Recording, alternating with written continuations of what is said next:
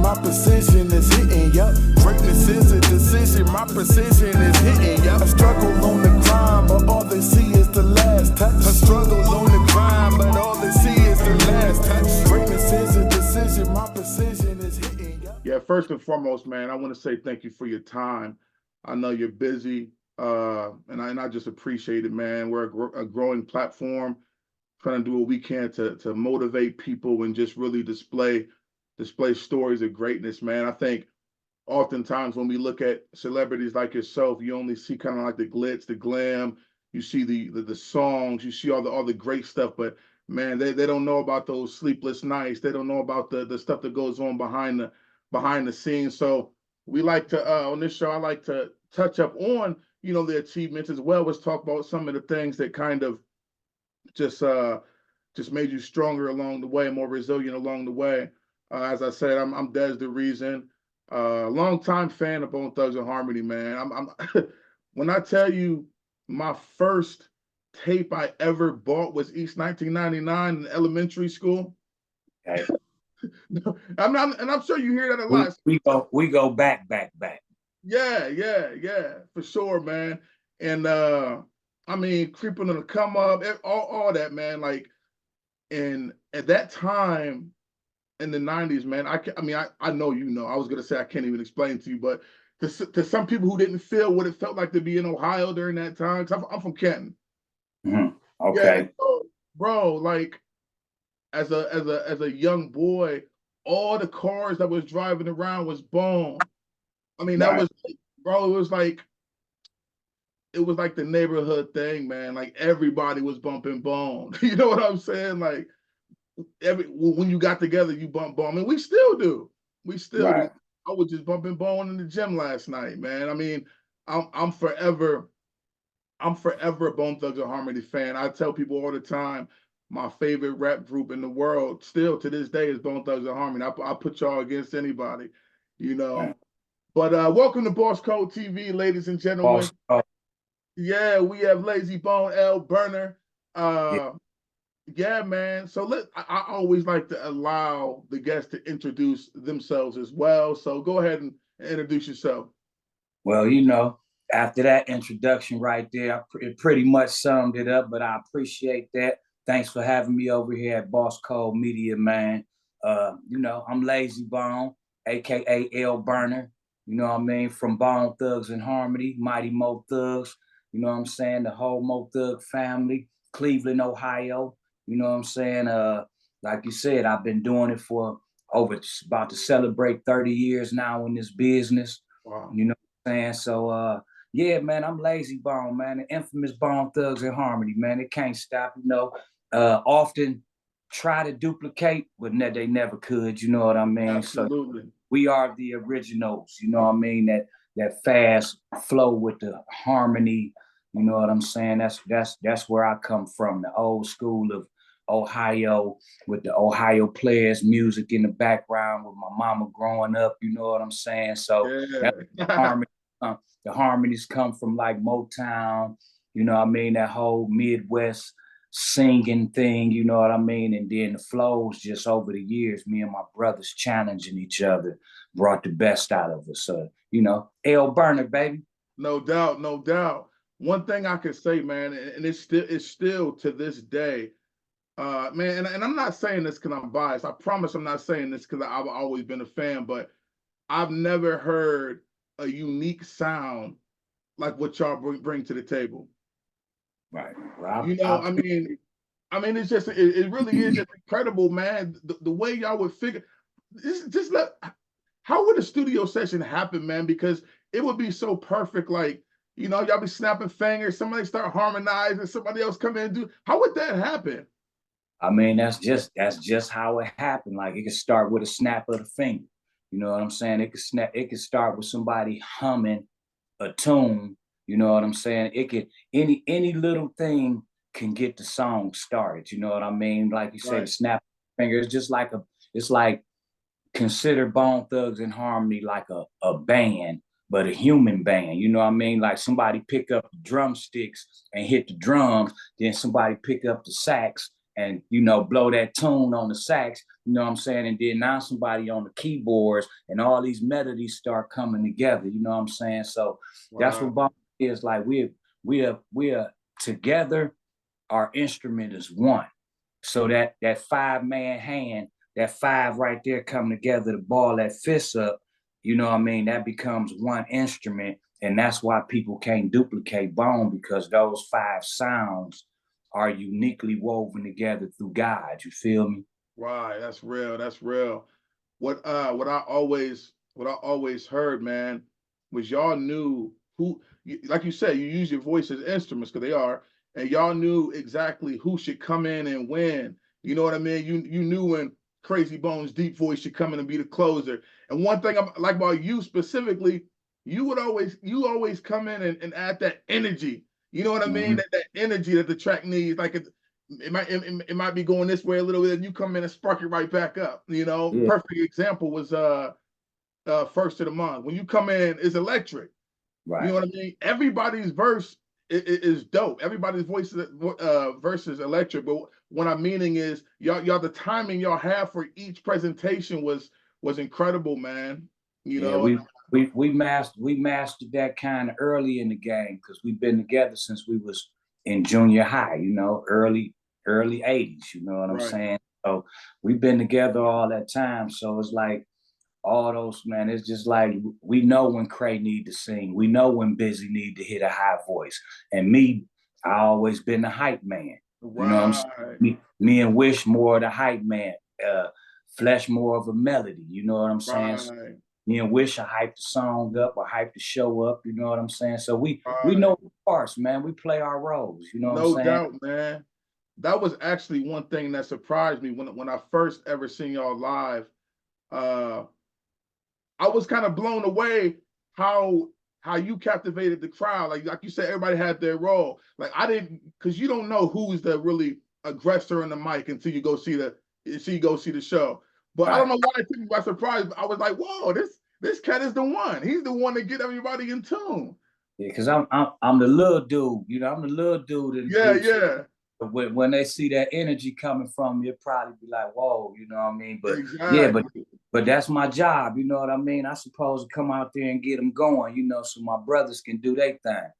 Yeah, man. There's because I've been a hip hop artist since I was a kid, man. I mean, y'all was a big part of it. I've been writing since I was like, man, probably 6. Kept the notebook since 11, performing live all my life. Anyway, I performed at several shows that y'all was at. A lot of those Peabody shows. Mm-hmm. You know what I mean? Yeah, Peabody shows. Well, we did many of those. Oh yeah, yeah, yeah, Many of those. yeah. So I did a couple of those. I was actually supposed to, man, because I started the Boss Code magazine years ago. I was actually supposed to interview y'all way back, man. Quincy had set it up for me, and Mm-hmm. Q Big something that, F, man. yeah, yeah, yeah. So something that happened. We was in the green room. Something happened. And it just didn't happen because y'all ended up being outside, and then we weren't armed with the tickets to get outside to talk to y'all. But here we are now. But I was gonna say, see y'all live, man. I'm always a fan first. I love hip hop, bro. Like I love hip hop. The essence of hip hop. Me Not a too, lot of man. this, not a lot of this new stuff, and I try not to be that guy, but it's just hard, man, because what I grew up on is just so different. But in saying that, there's like 3 artists to make me fanboy, right? There's Bone Thugs and Harmony, Nas, and I would say DMX. But Mm-hmm. y'all 3 live, cause I know y'all lyrics like no other. You know what I mean? And like when I seen y'all live for the first time, man, especially when y'all start doing like No Surrender and oh man, it's over, bro. It's over. Down, baby. Yeah. Whatever persona I came in the room with, when y'all start doing them tracks, man, it's just over, man. Right. You got a new album coming out next month, right? This month on the Oh yeah, this 22nd month. It's month, December already. Yeah. December 22nd, I got a new record coming out. It's called Hypnotic Rhythms, man. Hypnotic Rhythms is one of those albums, you know, I say this every time because all my music is near and dear to my heart. But I've Right. been through so much during the process of this album, man. Like I'm dedicating this album to those that that's going through a lot of mental stress. You know what I mean? I'm trying to hypnotize people with the rhythms to put them in a place that's better than where they are. You know what I mean? In a better mental place. So this is for, because I felt like I was breaking down when I lost my mom, and my girl lost her mom a year later, you know what I'm saying? So it was like back to back to back. A bunch of my friends in that period passed. The transition, the things that what Layzie Bone went through, you know what I mean? So, and not having him on board and all that, it affected us in so much a way that I just wanted to be like the hypnotism of the struggle of America that people they don't allow you to see. Like you started off saying, they see the bells and whistles, but behind the scene, it's a whole nother struggle. It's called work. It's called, you know what I mean? It's a lot of things. So Hypnotic Rhythms is basically an album, man, that I'm dedicating to people who going through hard times, to take them out of them hard times for that little 45-minute or 50 minutes, however that long that album is. No skips, back to back bangers, from having fun to addressing mental health to addressing everything I could in a short period of time with still keeping the attention span of what's going on out here. So yeah, Hypnotic Rhythms, man, on the 22nd, it's coming out. I got two singles out, one called Pillar and one called Let's Eat. I got another one coming out called Lego, you know what I mean? So, and that's got a cool little twist to it too. So yeah, man, I'm working, man. The albums is coming, the music is flowing. I'm blessed. Me and my brothers got the 30th year anniversary coming up next year. So, you know, for work, I keep my hands full. I stay busy because, like I said, it's so much going on out here in this world. It's hard to stay focused. You know what I mean? With all this stuff going on, because it's mentally, I was warped. So I had to put myself and my listeners in a place of comfort, and that's what I do with this album. Man, that's real. That's real. You like you said, a lot of struggle and getting through. What's that like to be able to have to push through and even give birth to an album like that? You know, I say give birth, that's what it is when you create. What is it like to, I mean, that's a lot going on all at once, like you just described. You know, what's it like to have to fight through all that and still find your greatness? I mean, well, to go through all that, to go through the loss of moms, to go through, you know, whatever business junctures that I'm switching in, whatever's working and not working, to go through all that, the music is the outlet. You know what I'm saying? Like the music, to be able to put it in a structured form, a rap, you know what I mean? To write down a thesis or a synopsis of something, to get it off the chest that's the medicine of the whole thing. You know what I'm saying? So being able to be creative is why we be able to push through. So that's the whole outlet. Music is the outlet. That's why we here 30 years later, because the business part of this thing that drive you crazy. You know what I'm saying? So it's the show part that make it fun.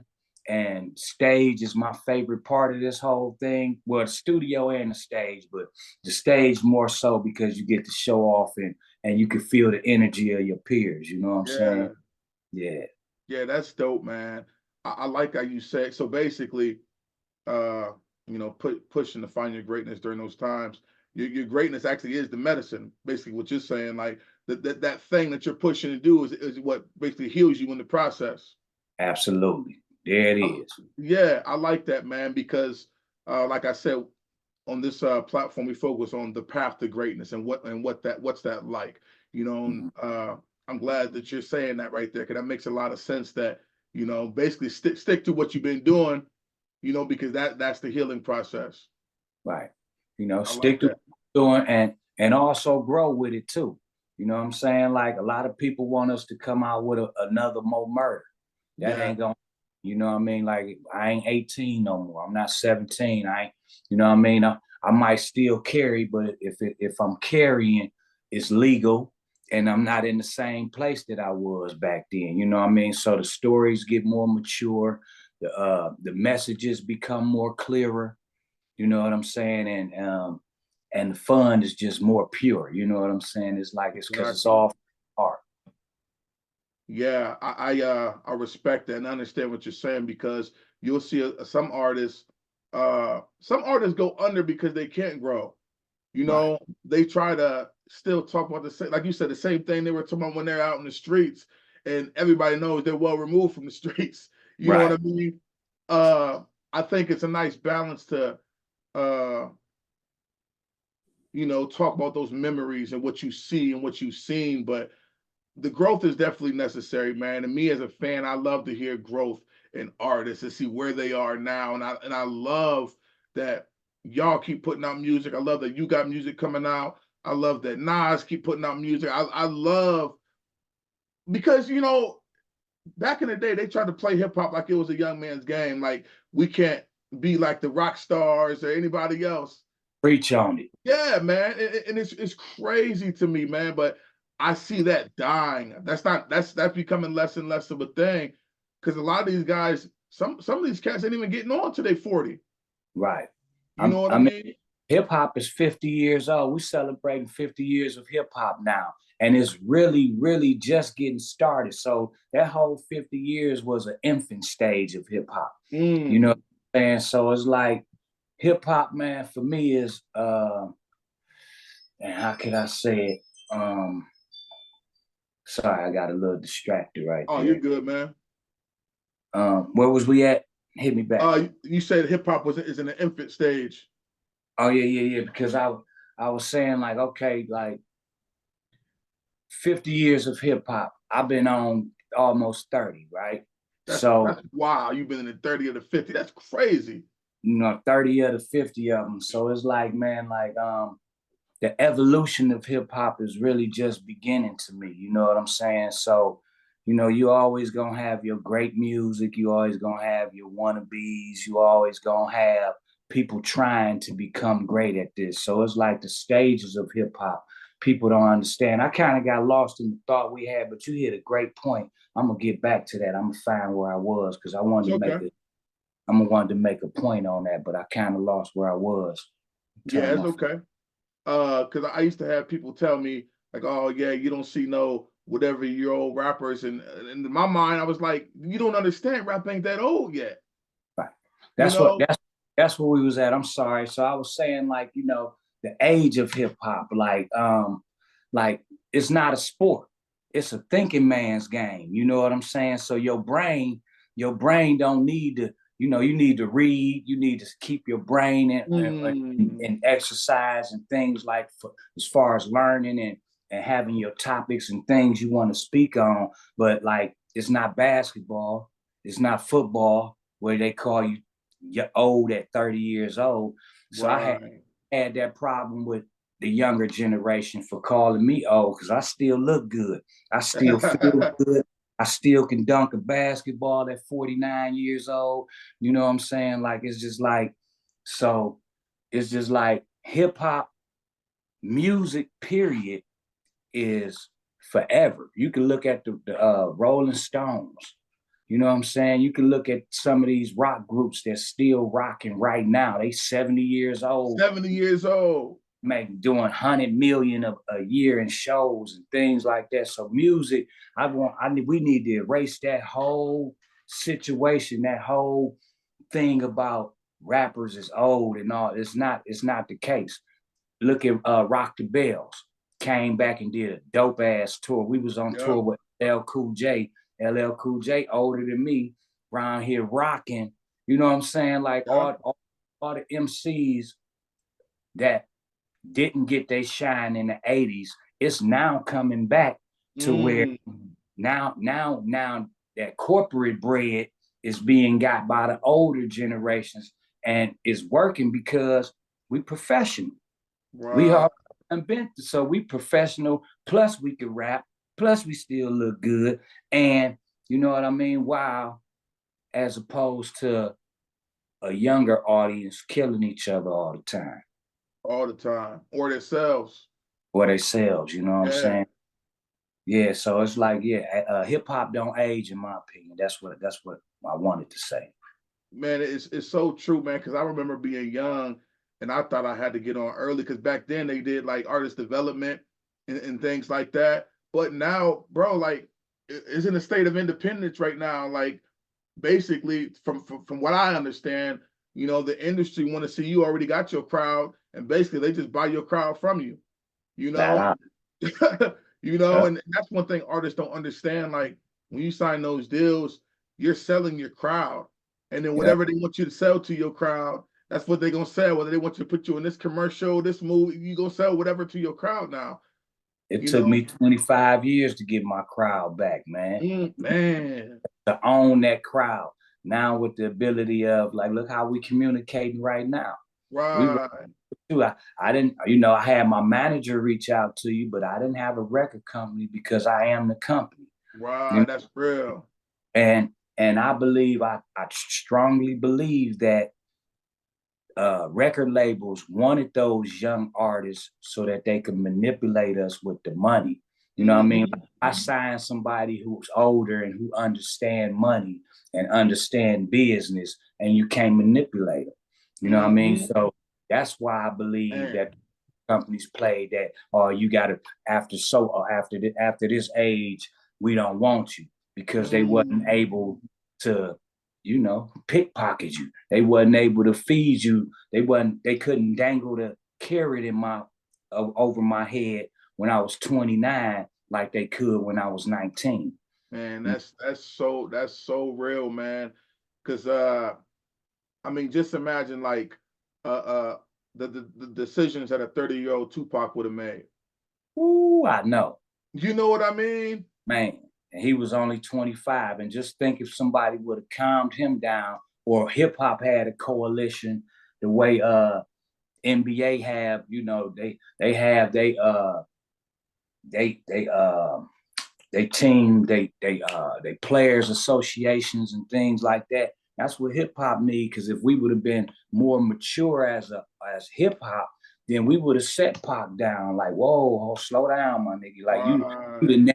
you the next Huey Newton. You the next Malcolm X. We don't Right. need you out We there need stumping you. niggas. Right. We don't need you stumping niggas out. We need you up at the podium giving us the energy we need. So just imagine a 30-year-old Tupac.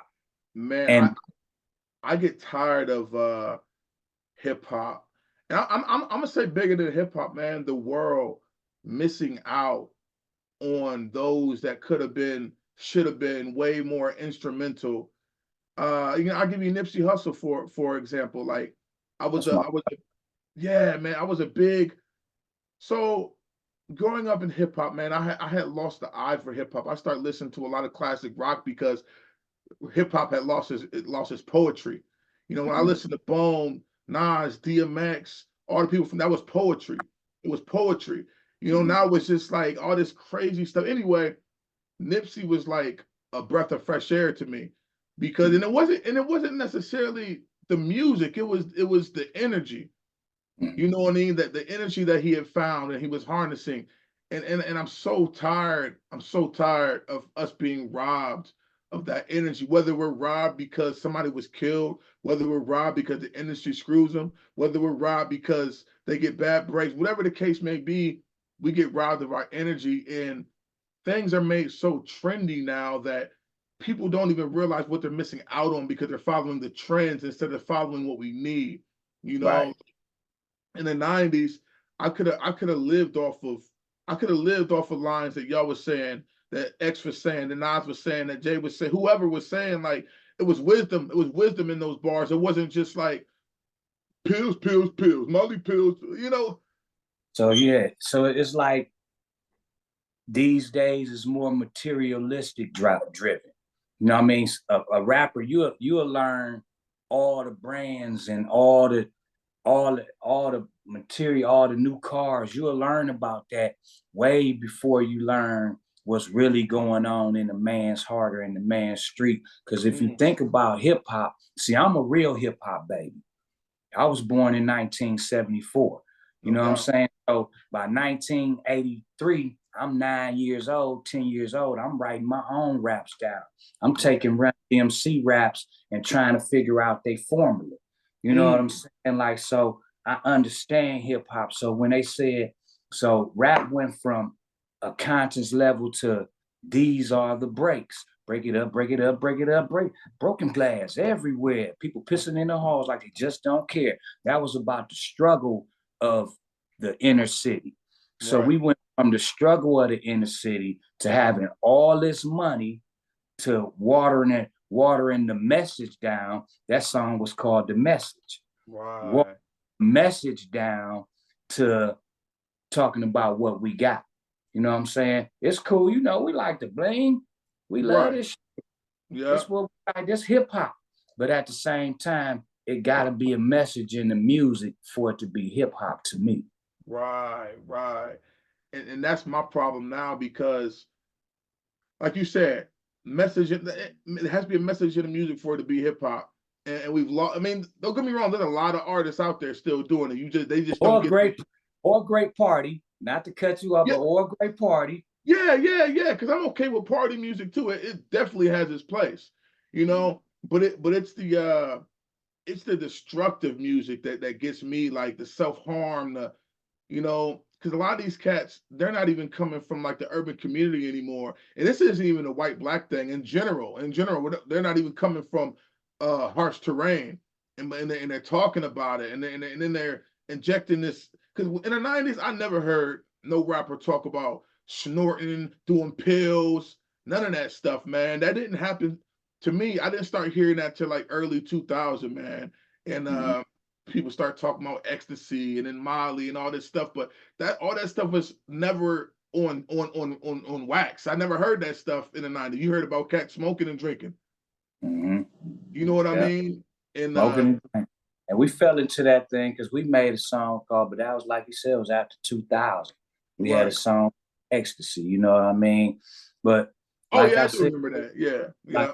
Like the destruction of it, like, so we've been having this debate, you know, because NWA came out with, you know, fuck the police and, you know, their lyrics and where they was coming from. It was like, but it was more of a reporting of what was going on in the community as opposed to this is me doing it. You know what I mean? Yes. Like it was us telling our surroundings and letting the world know this is the environment we stuck in. You know what I mean? And our thing was, let's get on in hip hop so we can get the fuck out the ghetto, man. Yeah. Not take our money back to the ghetto and get killed with it. You know what I'm saying? It was like, let's make some money. Let's see if we can make some money, take it back, make some changes in the community. You know what I mean? But also it was to make a change to bring the community up. Because that's why I left Cleveland. Because it was like either leave Cleveland or die in these streets. You know what I mean? So the obvious choice was to take a one-way bus ticket with my brothers to California to try to make better for ourselves. You know what I'm saying? And once we did that, you know, we came home and we did the toy drives and we did, you know, I had the midnight basketball league with my cousins. So we came home to try to do things in a nonprofit sense to make things a little better. You know what I mean? But strapped with the knowledge we had, we only could do so much. Now, different games. So we had to gain all that knowledge throughout the years, man. So, you know, it's like I say, hip hop is still evolving to me. Like we just now getting to a place where we can like do more than the toy drive. I heard somebody on the internet, Dr. Umar, I believe, he was getting on everybody's case about you know, rappers, they come in, they do a toy drive, like we should be doing more. But we didn't have the education. People got to remember where hip hop came from, out of a dark ass place. You know what I mean? Remember, they didn't even want us to read.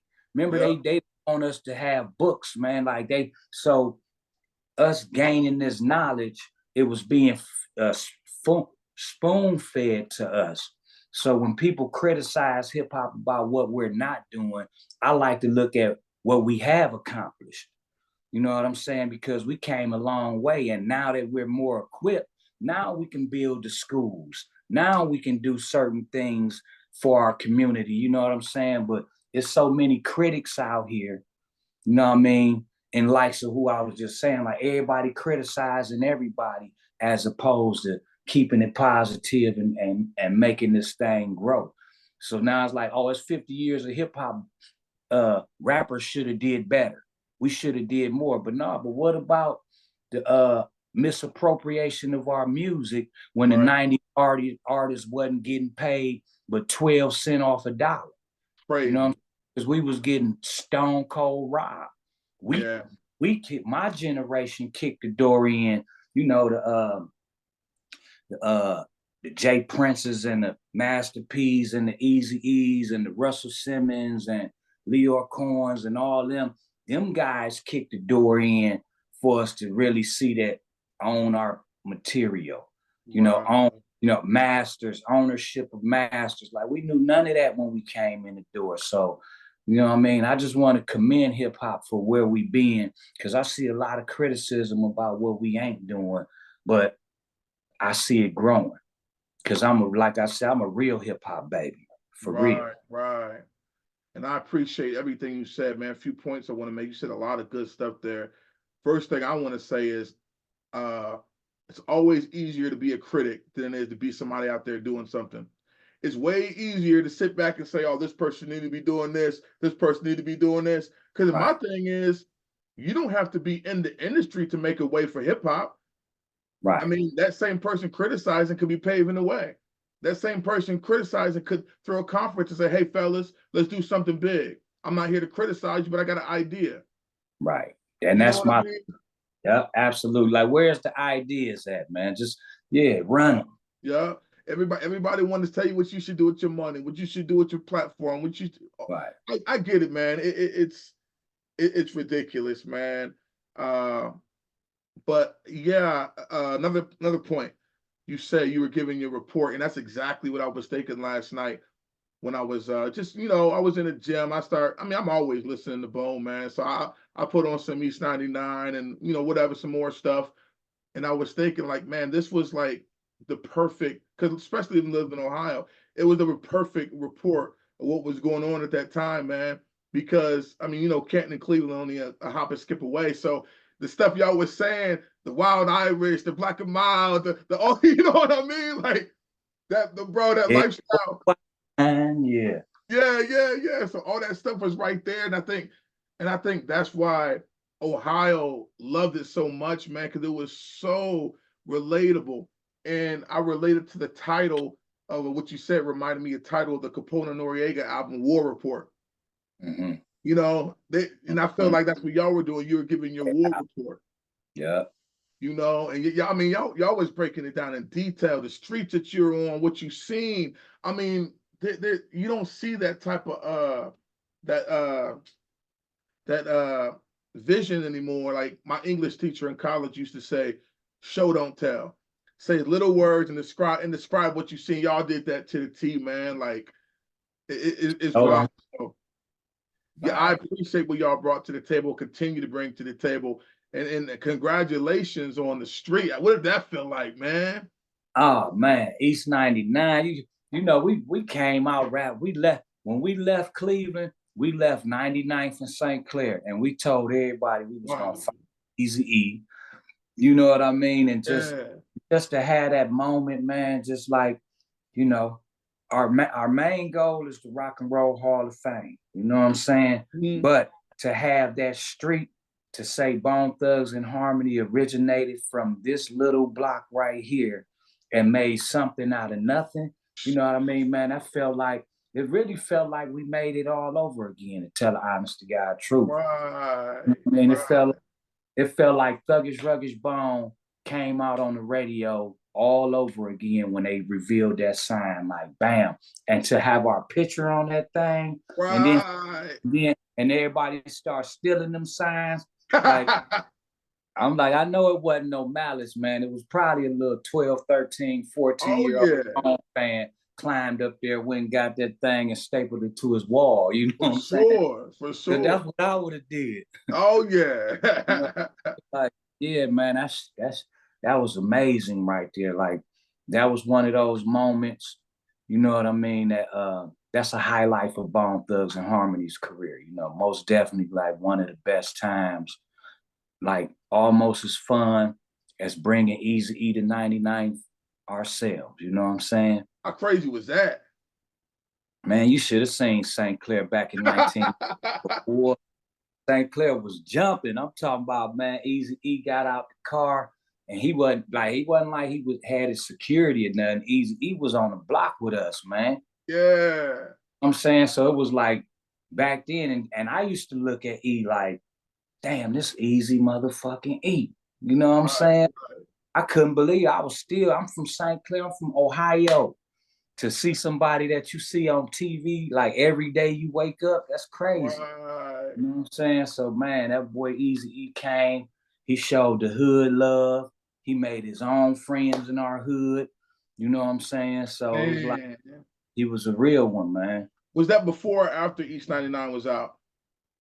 That was before, because we went and did Thuggish Ruggish Bone video.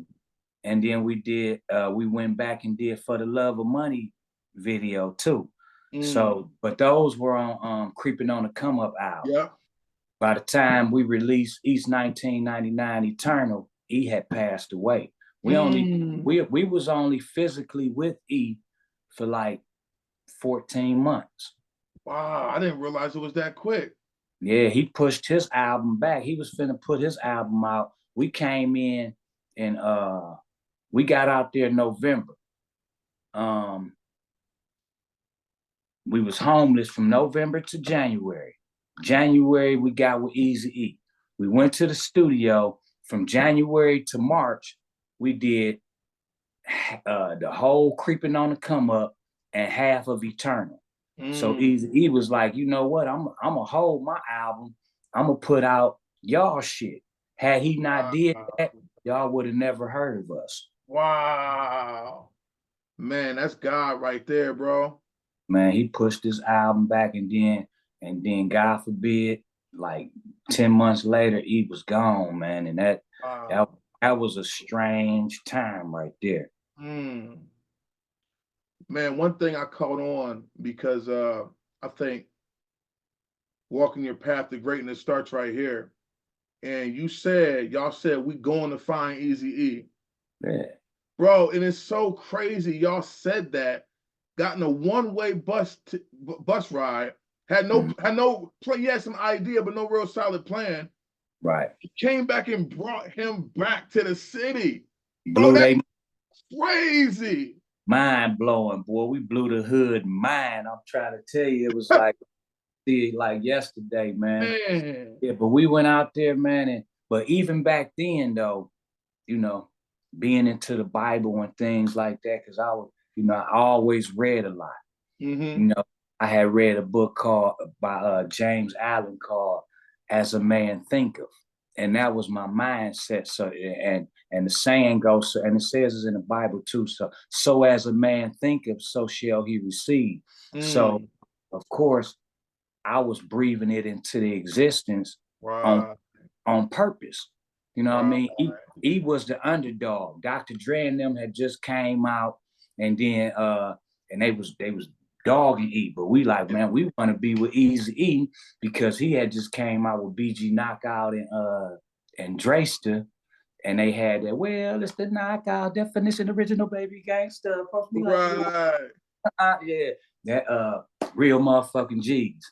That song, and that's what inspired, like, we want to be on that team right there. And we just talked about it every day and every day and every day, and prophesized that thing, man. You know, spoke that into existence. But my mind state was, as a man thinketh. Like, you can't tell me no. I'm gonna go figure out what I'm trying to do. You know what I'm saying? So,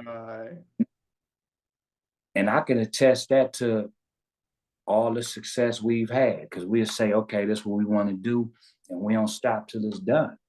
Right. Yeah, that gave me goosebumps when you said that, man, because I mean, that's That's wild, man. Y'all said it and came back. What? That's crazy. Yeah. Hey, boy, hey, like I say, man, when Eazy-E got out on St. Clair, and it was wild. You know how Ohio, you from Oh Canada. yeah. You know, it was wild. It's small. It's clustered up a little bit Mm-hmm. on the east side. So we was all on top of each other, man. And he came in 12, 13, 14 months that we knew him, man. And it's been damn near 30 years later, he changed Wow. our, you Wow. know, one person to believe in you, man. One person. Yeah. What would you give me? One thing as far as the industry that you would have changed if you could start today. Because everybody always says, "Oh, if I could go back, I would do this." But in reality, like you said earlier, you have to grow into what you grow into, right? You're not gonna know until you know. But if you could go back, what's one thing that you say you would do differently from the very beginning, or to the middle, or wherever? Uh, if if I could go back, if I would have did anything different, I would have took some business classes. You Mm, know what I'm saying? I would have understood, I would have dissected the show from the business.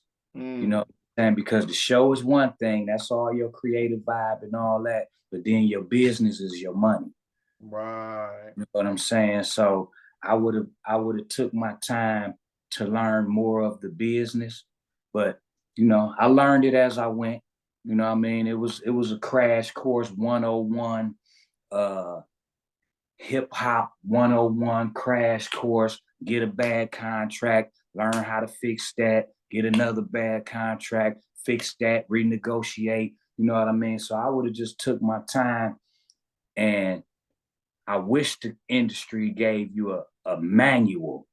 That's what Mm, it should be, a manual, and I might create this thing for yeah, kids man. that come into the industry. Certain things you must know, certain things you must have, like a manager, like a accountant, like all these different entities that make up hip hop. Because it Right. ain't just the rapper. The rapping and the writing the raps is one part of it. You know what I mean? But you also need somebody who can edit and shoot videos. I Right. become a whole company before I release my first music. You know what I mean? But I did it backwards, but we here now. You know what I'm Hey, saying? what? Yeah. So I don't complain.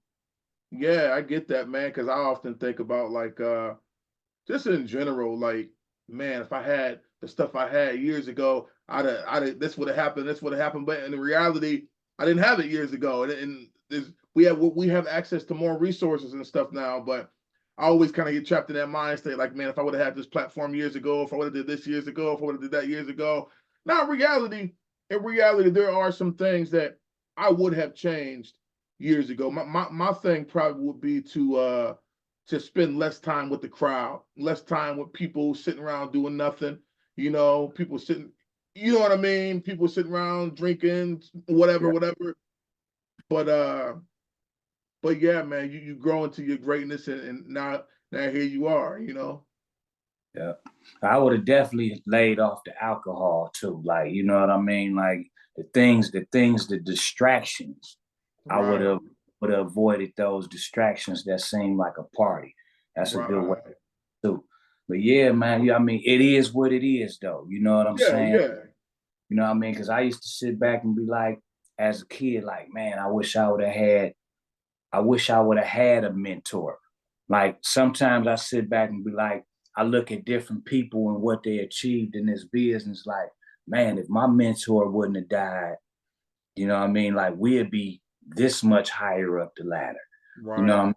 But it didn't happen like that. And I had to take the route that I had to take. So it is what it is. And I'm appreciative to everything, that every experience God gave me. Because that which don't kill you make you stronger, right? Absolutely. I'm Absolutely. strong like a bull. No doubt, man. No doubt. You got some shows coming up? But actually, man, I'm in Dallas Friday. Okay. And we got about 10 more shows the rest of this year. You know what I mean? But Bone, we touring all the time, man. They call us the Rolling Bones of this hip hop.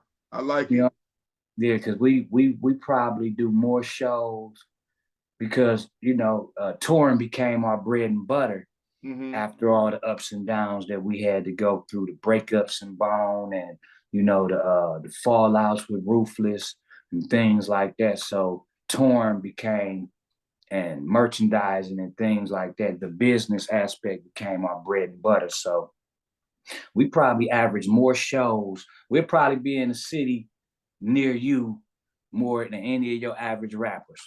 Yeah, For y'all real. always on the road, what I see. Yeah, 30 years strong, though, about 200 a year. Y'all coming back to Ohio soon? Yep, absolutely. We coming home, man. We kicking off the 30th year anniversary of Bone Thugs and Harmony. So June 24th, 1994, we put out Thuggish Ruggish Bone.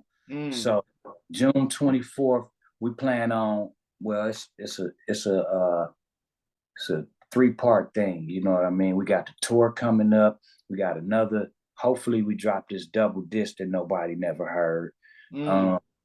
Also the tour, and then the documentary or docu-series, whatever it turned out to be. So we celebrating 30 years with the whole kit and caboodle of that.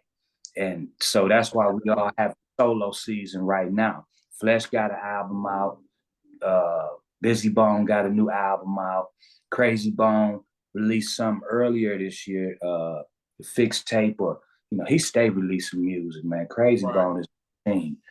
You know what I'm saying? Well, we all machines. So now, that 5 fingers come together like the fist. Right. And 30th year anniversary is where we plan on really, really planting that flag at. Man, that's dope. 30 years. I mean, I've seen artists come in, they might get a year, maybe they might get 3 years, and the game spit them right back out. You know what I mean? So, man, that's a long time, 30 years, man. And I just ask that y'all just keep pushing, man, because you are creating the next generation. You're continuing to write the script for hip hop. Nas, AZ just dropped. You know what I mean? Yeah. We need that, man. We need that, especially cats like me. I can't really get into. It's hard for me to get into the new stuff, and I try not to hate. And even sometimes as an artist, it's hard to create in that climate because it's like, man, do I sound old? You know what I mean? Like, is my style old? I struggle with that every day, man, but I just keep pushing. Like, you know what? Because I ain't making it. I'm not making it for them. Right. And all respect due, I'm not making it for you. I'm not making it. I'm making this music for my own therapy. Right. So we just so happen to like it, then that's a beautiful thing. You know what I mean? But I'm gonna make music. I'm gonna have a studio, whether you buy my music or not. You know what I mean? But it is a great incentive when you know that your peers are still supporting your music, man. I like, for me, this album is very important to really see if who gonna support it. Right. You know, because I could put out independent music all day, and I do have a fan base of millions. Right. But to tap into them, to be able to reach out to them and have them pick up this independent music, because we don't have the push of Sony Music or Relativity or any other parent companies that buy all the time up on the radio, you know what I mean, and things like that. You said it right, buy all the time up. Right.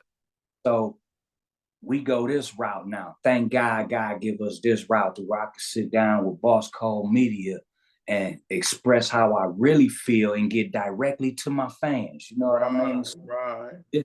This right here, for me, is the ultimate weapon to combat what they took from Bone Thugs and Harmony, and not just Bone Thugs and Harmony, for all the music, for all the artists that didn't get they just dues, that sold millions of records and got peanuts for the shit. Yeah, that's crazy, man. I mean, there's artists out there who made millions for other people but they don't even have nothing to show for it. That's wild, man. That's wild. I respect that though. Right. I just watched the Bobby DeBarge story the other day, man. I was crying like a baby. You know what I'm saying? Like, 'cause Hmm. I love DeBarge. I don't know if y'all know who that is. Yeah, yeah, yeah. Witch and all that, but he came, he put his family and he got on drugs and things like that, and the industry didn't help him. It Mm, gobbled him up, spit him out, and made all this off this super talented family. And mm, they didn't give him, and he died in a way that it wasn't very respectful. mm. You know what I mean? So now I'm just trying to create a platform to where we can get our flowers, man. So that's why I appreciate what you're doing. And that's why I thank you for having me, man. It's just to have this outlet is like it's there's no price you could put on it, for real. I appreciate you for giving your time because my platform doesn't exist unless people like you are willing to sit down and talk with me. So I appreciate you, especially somebody I grew up listening to literally my whole life and still do. You know what I mean? So it's special to me, man. And it's just it's crazy how God works, brings things in full circle. I never thought I'd be sitting here, having an interview with you today. You know what I mean? So when I was young, you know what I mean? So like you said, there's new resources, there's new independence is where it's at. Like when I was young, I used to think, I say I used to think because I can't really say I wanted. I thought I was supposed to want it. I think I was supposed to want a record deal and all these things and the money, the this and at this point in my life, I'm married with kids and God's given me a vision to just I don't know what I say I don't know what he's creating yet because I'm letting him just work through me. You know what I mean? So I will take that over what I thought I wanted any day of the week. Absolutely. If I would have got what I thought I wanted when I was 18, I mean, I might not even be here talking to you right now. And let me tell you, I know he ain't give me no billions because I'd have been a wild boy. Like I was already a wild boy, you know what I'm saying? Right. He give you what you can handle, you know what I'm saying? Exactly. And now, like you said, the wife, the kids, you know, somewhere to lay your head, a peace of mind, Peace you of know, mind. grandchildren, you know what I'm saying? So Yeah. God is good, man, and He know exactly what He doing. All we got to do is be graceful enough to accept the good, the bad, the ugly, whatever it is. We go through it, we get to it, and we just keep pushing, man, for the greater good of our children. Amen, bro. No, Amen. So any last things you want to tell the viewers before we get out of here? follow me. I'm on IG, the real Layzie Bone, Layzie Bone on Facebook. I want to say thank you to everybody, man. Like this 30 years been a hell of a roller coaster ride. You know what I'm saying? So thank you for supporting me and my brothers. I want to shout out to all my brothers, Crazy, Busy, Wish, Flesh. You know what I mean? I can't do this without them. You know what I mean? So that's the team God gave me, and I'm thankful for it. And shout out to all my loved ones, Mighty Mo Thug, man. I got my kids' music coming. You know what I'm saying? Little Stevie, Trinity, Steve Oh Iron, man.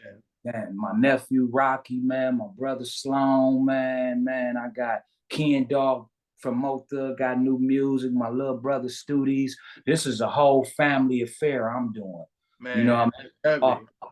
Whole family is inclined with either instruments, smart at writing contracts, good at writing songs. Like everything came full circle. What I prayed for, God gave to me, Mm.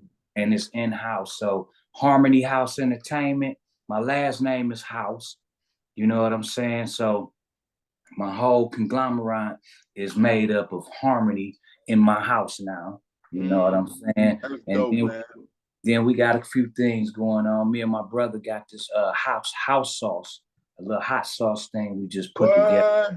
Yeah, we eat house sauce, man. So we got a couple things coming.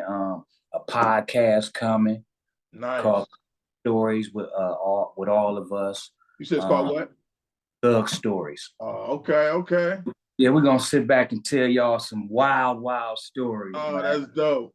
Yeah, so and then it's just so much going on, man. Like I say, Busy and Flesh got new albums out. Mine's will be out on the 22nd of December this year. It is the year of goats, so that's why we goating on these niggas. Yeah, yeah. For all times, in our opinion. You know what I'm Oh, saying? absolutely. And I'm just sending my love out, man. I wish peace and happiness, man, and a peace of mind to everybody, man. Yeah, we appreciate you, man. And when the album come out and everything else, anything you need my company to promote, whatever, just send it my way, man. I'm throwing it out there. Absolutely. I appreciate it. And that's Hypnotic Rhythms, y'all. Support your boy, man. I've been giving y'all music. Now go get my shit. No doubt, no doubt. Hypnotic Rhythms, go get that. You said December 21st? 22nd. 22nd, 22nd. Yes, sir. I'll be bumping it. All All right, right, man. Hey, we appreciate you, man. Love what you've been doing for years. I appreciate you. Hey, I have to tell my mama that I was interviewing you today. I texted last night because we used to bump you all throughout the house, man. Like all throughout the house, man. Send my love to the fam. Tell moms I said thank y'all for supporting us, man. And you already know OH. Oh, yo. All right, bro. Okay. Much love, You have a good day, man. Appreciate you, man. All right. All right, peace. Peace.